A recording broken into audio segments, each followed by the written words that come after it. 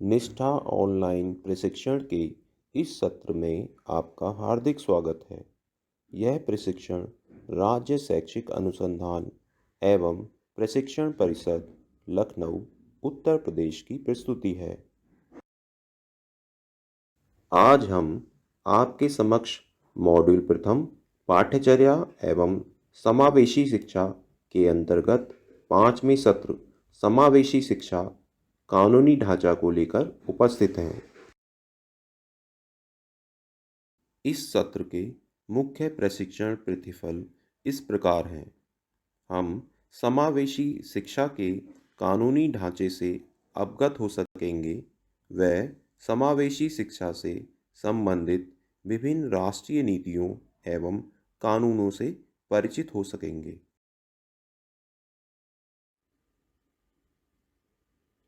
इस सत्र के मुख्य प्रशिक्षण बिंदु इस प्रकार हैं। हम समावेशी शिक्षा के कानूनी ढांचे से अवगत हो सकेंगे व भारतीय संविधान में समावेशी शिक्षा हेतु मुख्य प्रावधान जान सकेंगे। शिक्षा में समावेशन हेतु प्रमुख प्रारंभिक कार्य जैसे कोठारी आयोग, समेकित शिक्षा योजना के बारे में जान सकेंगे।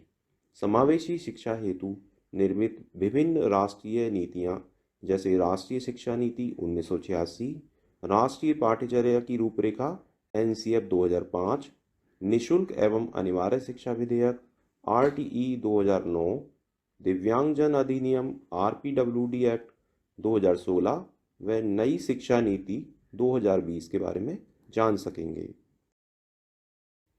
आइए अब यह जानते हैं कि समावेशी शिक्षा के कानूनी ढांचे की अवधारणा क्या है। शिक्षा का समावेशीकरण यह बताता है कि विशेष शैक्षणिक आवश्यकता की पूर्ति के लिए एक सामान्य छात्र व एक दिव्यांग छात्र को समान शिक्षा प्राप्ति के अवसर मिलने चाहिए। समावेशी शिक्षा विशेष विद्यालय या कक्षा को स्वीकार नहीं करता है। देश के प्रत्येक नागरिक को बिना किसी भेदभाव के समान शिक्षा प्रदान हो, चाहे वह किसी भी धर्म, जाति या समुदाय से संबंधित हो। बालक बालिका साथ मिलकर शिक्षा प्राप्त कर सकें, उनमें लिंग भेद न किया जाए। सामाजिक एवं आर्थिक आधार पर वंचित समूहों, महिलाओं, अनुसूचित जनजातियों और अनुसूचित जाति समुदायों आदि सभी को समान शैक्षिक अवसरों की प्राप्ति हो।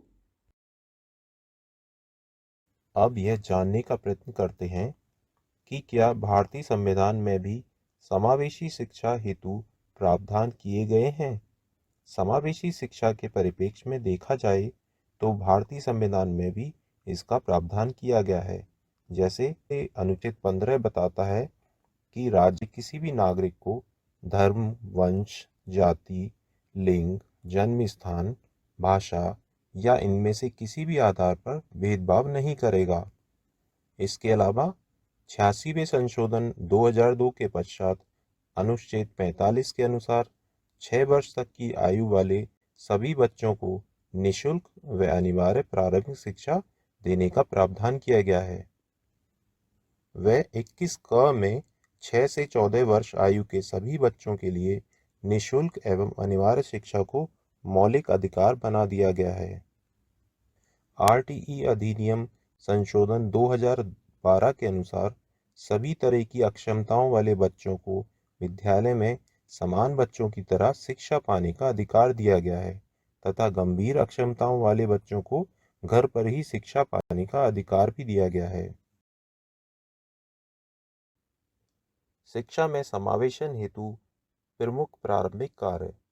प्रथम, कोठारी आयोग 1964-66 जिसे सर्वप्रथम गठित शिक्षा आयोग के नाम से जाना जाता है, ने सर्वप्रथम इस बात पर बल दिया कि अक्षम या दिव्यांग बच्चों की शिक्षा सामान्य शिक्षा प्रणाली से बिल्कुल भी अलग नहीं होनी चाहिए और इसका संयोजन न केवल मानवीय धरातल पर किया जाना चाहिए बल्कि उपयोगिता के आधार पर भी किया जाना चाहिए।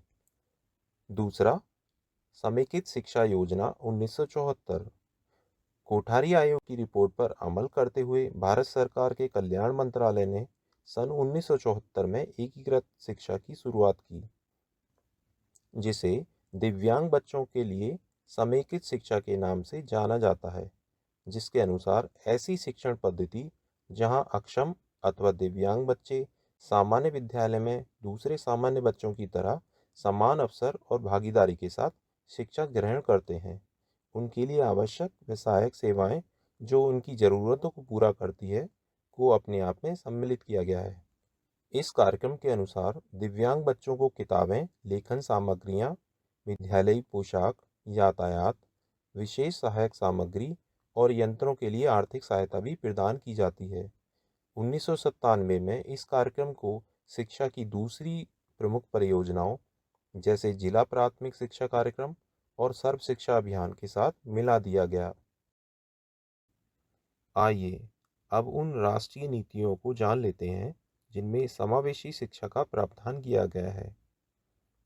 राष्ट्रीय शिक्षा नीति 1986, दिव्यांगजन अधिनियम 1995, राष्ट्रीय पाठ्यचर्या की रूपरेखा 2005, निशुल्क एवं अनिवार्य शिक्षा विधेयक 2009, दिव्यांगजन अधिनियम 2016 व नई शिक्षा नीति 2020। अब इन शिक्षा नीतियों पर विस्तार से चर्चा करते हैं। राष्ट्रीय शिक्षा नीति नेशनल पॉलिसी ऑन एजुकेशन 1986 में समावेशी शिक्षा हेतु प्रावधान। मई 1986 में लागू राष्ट्रीय शिक्षा नीति के अनुसार देश के प्रत्येक नागरिक को बिना किसी भेदभाव के शिक्षा प्राप्त करने का अधिकार है, चाहे वह किसी भी धर्म, जाति या वंश का हो। बालक बालिका साथ मिलकर शिक्षा प्राप्त कर सकें, उनके लिए भी किसी भी प्रकार का लिंग भेदभाव न किया जाए। इस नीति में भारतीय महिलाओं, अनुसूचित जनजातियों और अनुसूचित जातियों, वंचित समूहों, सभी समुदाय के लिए समान शैक्षिक अवसर की प्राप्ति पर विशेष बल दिया गया, अर्थात सभी को एक समान शिक्षा का प्रावधान इस नीति में किया गया है। दिव्यांगजन अधिनियम PWD act 1995, persons with disabilities act. यह अधिनियम दिसंबर 1995 में पारित हुआ, जिसके अनुसार 6 से 18 वर्ष आयु के प्रत्येक दिव्यांग बच्चे को उचित व समावेशित वातावरण में निःशुल्क शिक्षा का अधिकार है। इसी अधिनियम के द्वारा पहली बार एसिड अटैक विक्टिम्स को भी दिव्यांग श्रेणी में सम्मिलित किया गया। समान अवसर देने, उनके अधिकार संरक्षण और पूर्ण भागीदारी का प्रावधान भी इस अधिनियम में किया गया। आइए अब राष्ट्रीय पाठ्यचर्या की रूपरेखा 2005 पर चर्चा करते हैं। राष्ट्रीय पाठ्यचर्या की रूपरेखा एनसीएफ अर्थात नेशनल करिकुलम फ्रेमवर्क एनसीएफ 2005 के अनुसार कक्षा में सभी प्रकार के बच्चों के लिए समावेशी वातावरण प्रदान करने की व्यवस्था की गई। इसमें बच्चों के विद्यालय जीवन को बाहरी जीवन से जोड़ने का प्रावधान किया गया। इसके अतिरिक्त इसमें ऐसी उदार पाठ्यचर्या की व्यवस्था की गई जो सभी विद्यार्थियों के लिए सुलभ हो। इसमें शिक्षा बाल केंद्रित, रटन प्रणाली से मुक्त, परीक्षा में सुधार आदि शामिल किए गए। लिंग, जाति, धर्म आदि आधारों पर होने वाले भेदभाव को समाप्त किया गया।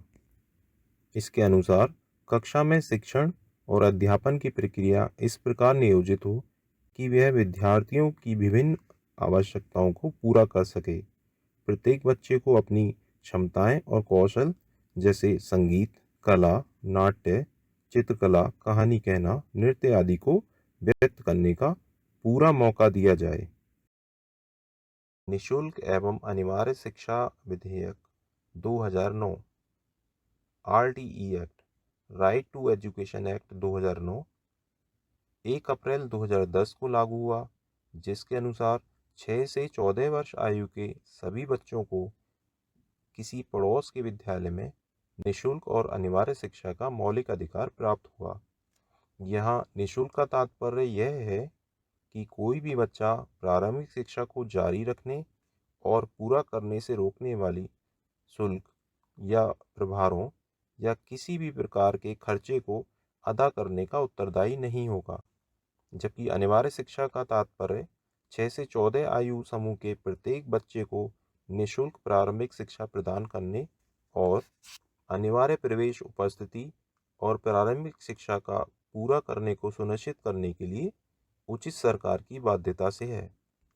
दिव्यांग बच्चों की निःशुल्क शिक्षा के लिए अधिकतम आयु 18 वर्ष की गई। निजी विद्यालयों में 6 से 14 वर्ष आयु के 25% गरीब श्रेणी के बच्चों को निःशुल्क शिक्षा की व्यवस्था की गई है। दिव्यांगजन अधिनियम RPWD act, right of persons with disabilities 2016 में पारित यह अधिनियम एक अत्यंत ही व्यापक व दूरदर्शी कानून है जो समावेशी शिक्षा को एक प्रणाली के रूप में परिभाषित करता है, जिसके अनुसार 6 से 18 वर्ष आयु के 40% दिव्यांगता वाले सभी बच्चों को निःशुल्क शिक्षा का अधिकार प्रदान किया गया। इसमें दिव्यांग और सामान्य छात्र को एक साथ सीखने, जिसमें उनकी शिक्षण और सीखने की प्रणाली में समान रखने का प्रावधान है। सरकारी वित्त पोषित व सरकारी मान्यता प्राप्त सभी विद्यालयों को दिव्यांग बच्चों को अनिवार्यतः समावेशी शिक्षा प्रदान करने का प्रावधान किया गया है।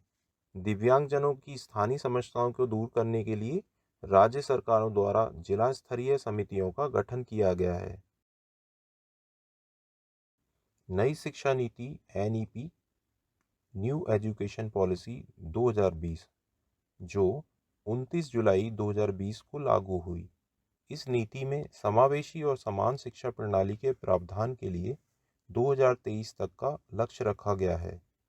इसमें यह निर्णय लिया गया कि 5वीं कक्षा तक शिक्षा की भाषा मातृभाषा, स्थानीय या क्षेत्रीय भाषा होगी, जिससे कक्षा 5 तक के छात्र सुगमता से शिक्षा ग्रहण कर सकें। इसे आवश्यकतानुसार कक्षा 8 तक भी प्रयोग में लाया जा सकता है।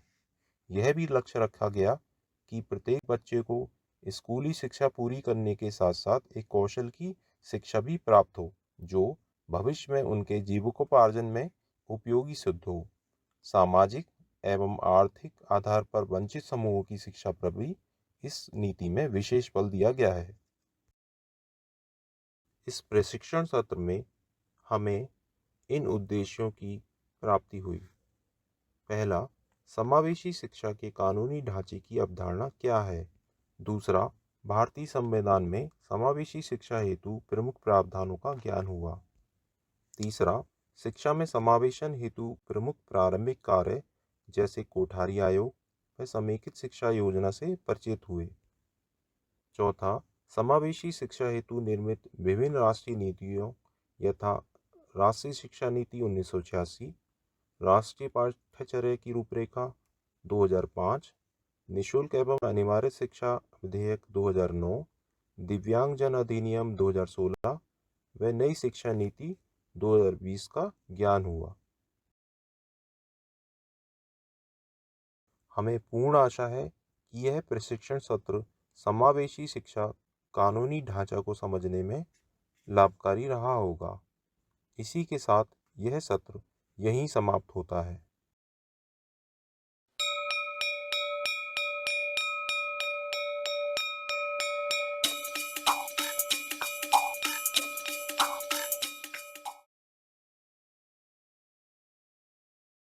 अपना बहुमूल्य समय देने के लिए धन्यवाद।